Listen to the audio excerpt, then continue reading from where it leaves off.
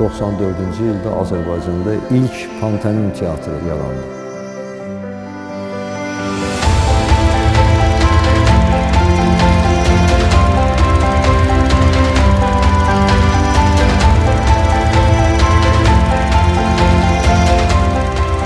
Pantomim teatrının yaranmasında böyük zəhməti olan, sizləri sevindirən aktyorlar üçün bir alqış istəyirəm.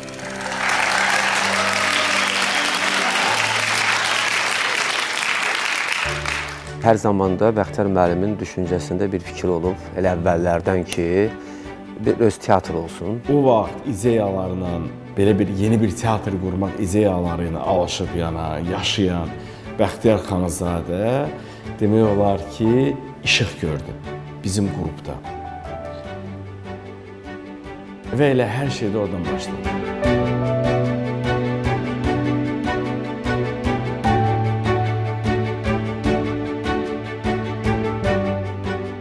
İlk iştirakçını səhnəyə dəvət edən sizin alqışlarınızla. Bizim əlimizdən Tutqun Əsil müəllim gətirdi. Bizim səhnə hərəkəti müəllimimiz olan Bəxtiyar Xanzadənin yanına ki, bəs bu uşaqları sənə təhvil verirəm və çox istəyirəm ki, gələcəyin teatrı hərəkət üzərində olduğu üçün onlara bütün bilgilərimi öyrədim. Bəxtiyar müəllim tapşırıqları əsasında biz istənilən cansız əşyanı, hər hansı bir heyvanları, hərəkətlərlə sözsüz səhnəcilər hazırlayırdı. 5 dəqiqəlik, 10 dəqiqəlik və beləcə bir neçə səhnələrimiz hazır oldu və o səhnələrin içində həm səhnə hərəkəti dərslərini keçirdik və o xırda kapusniklər deyirlər, səhnəcikləri biz hazırlayırdıq. Deyə bilmərəm ki, biz onda dərk edirik ki, biz hara gedirik və bunun sonrası böyük bir teatra, pantomim adlı teatra çevriləcək. Amma bilirdik ki, bu nəsə maraqlı bir şeydir, yenidir amma Bəxtiyar mən bilirdim. Məhz ona görədir ki, o yol bizi gətirdi, pantomim teatrına çıxartdı. İndi isə səhnəyə BX dəvət olunur. Yəni Bəxtiyar Xanızadə.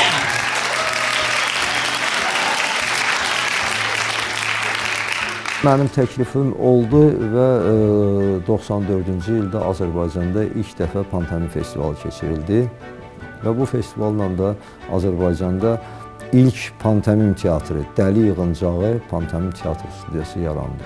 Dəli Yığıncağı adını saydı, məsələdə Bəxtiyar müəllim qoydu. Bəxtiyar müəllim bizə dəlilərim deyirdi. Yəni, sözün ağıllı adam yəqin ki, o işi görə bilməzdi. Oturuşmuş bir teatr ənənələri var idi. Pantomim teatrı isə bütün bu Azərbaycan tamaşaçısının öyrəşdiyi teatr ənənələrini darmadağın edirdi. Yəni, 90-cı illərdə bir neçə teatr yarandı, dalbadal və hər biri öz-özlüyündə bir novatorluq gətirirdi və bu novatorluğun ən böyüyündə gətirən məsələ pantomim teatrı idi. Həqiqətən də indiyə qədər niyə Azərbaycanda pantomimin olmamağı biraz təəccüb doğururdu. O da dövrdən yəqin ki, vaxtına, zamanına düşdü və pantomim teatrı doğrudan da doğru seçimlə yarandı.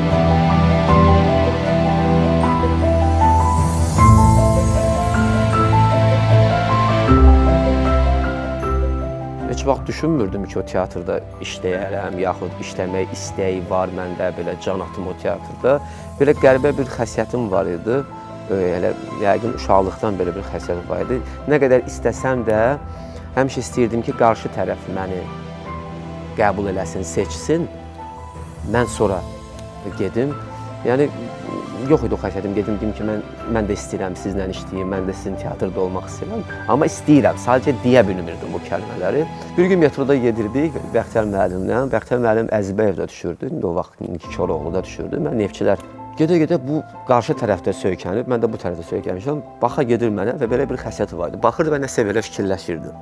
Əli ilə həmişə bığını belə. Biz də bilirdik ki, əgər Bəxtiyar müəllim bu jest edirsə, nəsə qəliz bir məsələ gəlir. Çox vacib bir məsələdən düşünür. Mən də buna baxıram.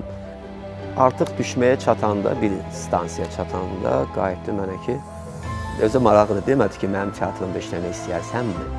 Qayıtdı ki, Elmangillə işləmək istəyərsən. Mən dedim ki, böyük məmnuniyyətlə. Yaxşı, mən barədə düşünərəm.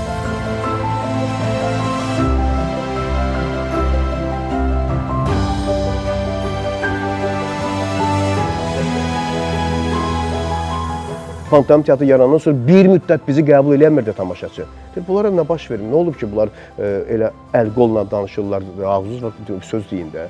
İki cümlə sözü əzbərləyib kütlə qarşısında deməyin nə dərəcədə çətin olduğunu böyük ehtimal ki, başa düşürsünüz. İndi təsəvvür edirsinizmi bir səhifə yazını dördümüz belə sinxron deməkdən ötürü nə qədər məşq edir, əziyyət çəkir. Sən üzdə baxırdın, gülürdün Chaplinin filmləri kimi. Amma alt qatında çox böyük mesajlar var idi. Biraz ağrı var idi. Nağaraçılar ilk baxışda baxırsan, gülürsən, rabada dubal, dubada dubal, bunt eləyirlər, qovalayırlar, sonra peşman olurlar, xaos yaradırlar, sonra yenidən qaytarırlar və qayıdan adam əvvəl kimi qayıtmır. O artıq nağarada demir, nağarada çalın. Bir də başını gətir bura, dubada dubal. Daqti, daqta dubal, ruhda dubal, raqda dubal, rüdaqti, raqda dubal, raqti, dubal, raqti. Bir dəfə Şəngülüm Şüngülümün məşqi idi. Mən deməli səhnədə artıq məşq edirik. Səhnəyə çıxdım, addımımı atdım, birinci cümləmi dedim. Şəngül.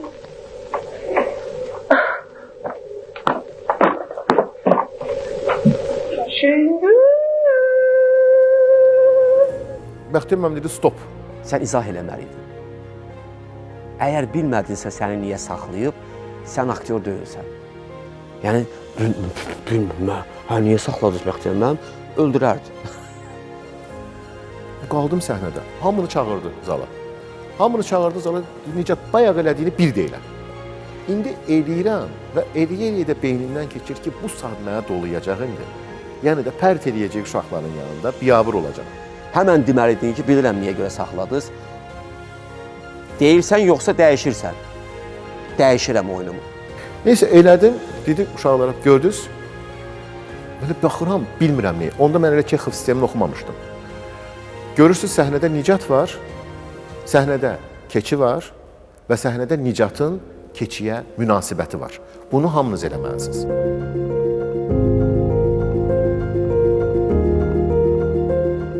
Və üstün tərəfi nə idi Bəxtiyar müəllimin? Bir tapşırıq verdi, buranı necə oynayarsan? Get fikirləş. Gedirdim, bir 4 variant fikirləşdirdim ki, belə oynamaq olar, bu təpkini vermək olar, bu təpkin, bu təpkini. Gəlirdim, deyirdin ki, var, deyirdim, var. Hə, o birincisini qoy cibvə. İkinci var, hə, var, onu da qoy sol cibvə. Üçüncü var, onu da arxa cibvə at. Axırıncısı nədir? Axırıncısı budur. Və birincisi nə idi? Birinci axırıncını soruşurdu. Sonra gəlirdi qabağa. Üçüncü nədir, ikinci nədir, birinci nədir? Və görürdün ki, o birincisi yaxşıdır. Deyirdim, baxın, onda birincisinin dili yox. Sən bir daha özünə sübut elədin ki, o 4 dənə tapdığından birincisi yaxşıdır. Yoxsa fikrin orada qalacaqdı. Ki, sən eləmədin.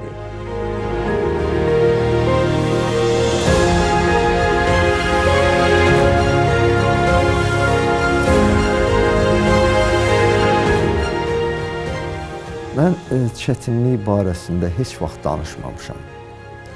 Bilirsiniz necədir?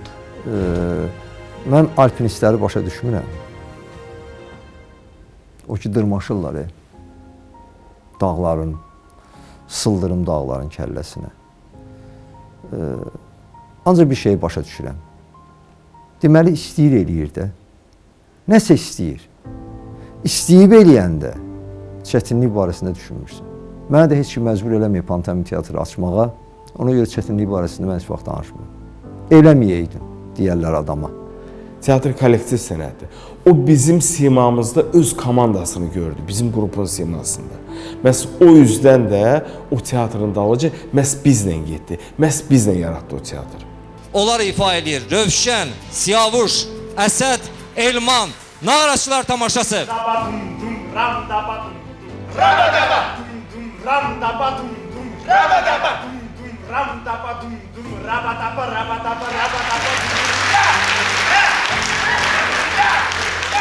Məşhur bir televiziya işçisi, mənim dostum İmam Məcidovun atası Əmir Hüseyn müəllimin gözəl bir sözü vardı.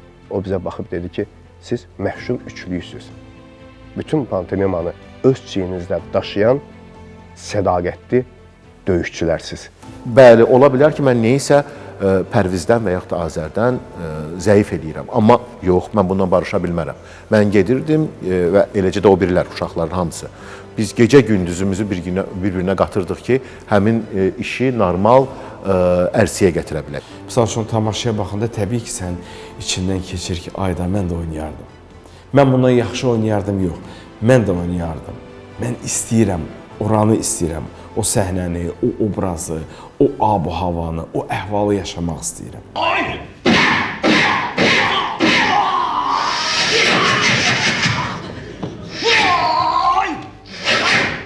Hamletdən səhnəcə elədilər, Elmanla Rövşən. Laertlə Hamletin döyüş səhnəsini effektlərlə, qan, belə bir iş təqdim elədi Bəxtiyar müəllim. Mən də istədim gəlim orada baxım. Bəxtiyar müəllim dedi ki, yer yoxdur. Dedim, mən bir yer tapdım, nəsə məni buraxmadı. Ki, yoxdur da yer, Azər, əl çək. Nəysə, mən də baxa bilmədim ona. Sonra illər sonra mən Hamlet oynayanda qayıtdı ki, buna bax. Mən bu adamı qoymamışdım, gəl buna baxmağa. Sonunda gəldi, Hamlet oynadı. Və mənim də aktyorum oldu. Dedim, bilsəydiniz aktyorunuz olacağım, buraxacaqdınız içəri. Buranın yazılmamış qanunları var. Buranın bir daxili mərəmnaməsi var. Ona görə seçirəm o insanlar ki, tərbiyəsi, dünya görüşü, yolu düzdürsə, onlarla bizim yolumuz davam edir. O gənclər istəyirdi ki, gələm pantomima teatrına, işə düzələm və xarici ölkəyə gedim. Yox.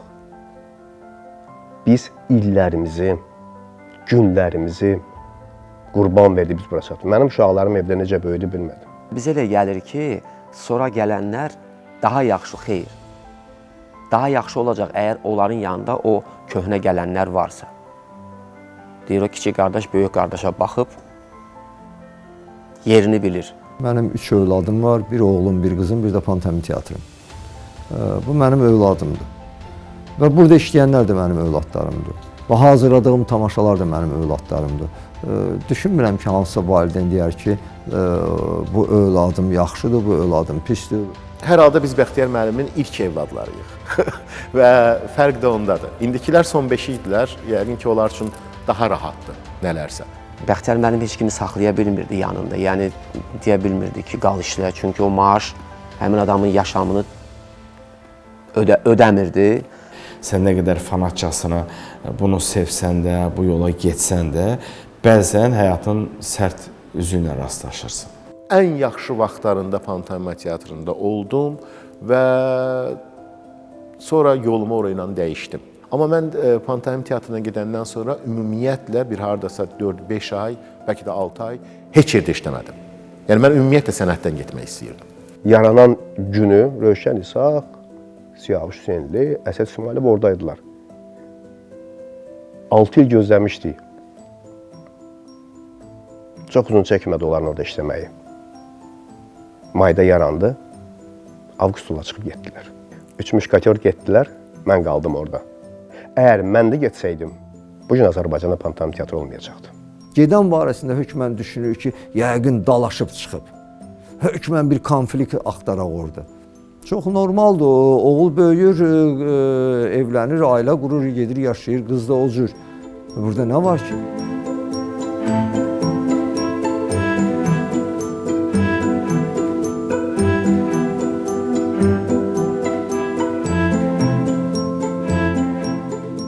Mən pantomimanın aktyorlarına səbr arzulayıram, əhval-ruhiyyə arzulayıram, yüksək əhval-ruhiyyə arzulayıram. Mənim üçün bugün hər hansı bir sözü, hər hansı bir cümləni, hər hansı bir fikri hərəkətə çevirmək çox asandır. Buna görə də mən əlbəttə ki, Bəxtiyar müəllimə və pantomim teatrına minnətdaram.